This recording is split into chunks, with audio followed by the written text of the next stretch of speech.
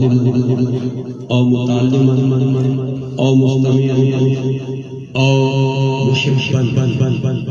میں نے چار کا ذکر کیا اور سٹیج پر بھی چار معنی خصوصی وجود ہیں.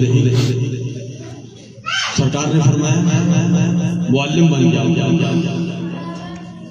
پڑھانے والے بن جاؤ، او متعلما یا پڑھنے والے بن جاؤ، او مستمعا یا ان کی بات سننے والے بن جاؤ، او محبا یا ان سے محبت کرنے والے بن جاؤ. فرمایا پانچواں نہ بننا، ان چاروں کی مخالفت نہ کرنا. اگر ان چاروں کی مخالفت نہیں کی، چار بن جاؤ گے، دنیا میں بھی کامیاب ہو جاؤ گے، آخرت میں بھی کامیاب ہو جاؤ گے.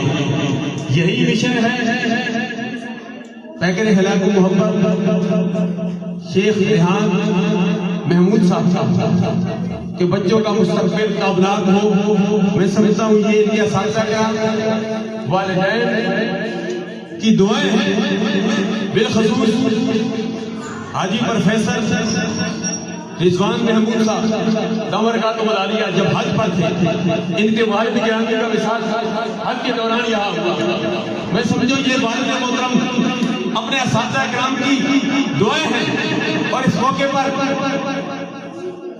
یہاں پڑھنے والے، پڑھانے والے، سننے والے، ان سے محبت کرنے والے چاروں شعبوں سے منسلک حضرات موجود ہیں.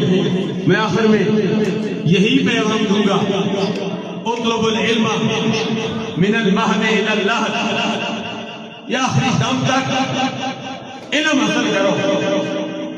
اور علم حاصل کرنے کا مقصد علامہ اقبال علیہ رحمت کی زبانی قوت عشق سے ہر پست کو بالا کر دے، دہر میں اسم محمد سے اجالا کر دے. میں تمام الیکٹرانک میڈیا کے ذریعے، پریس میڈیا کے ذریعے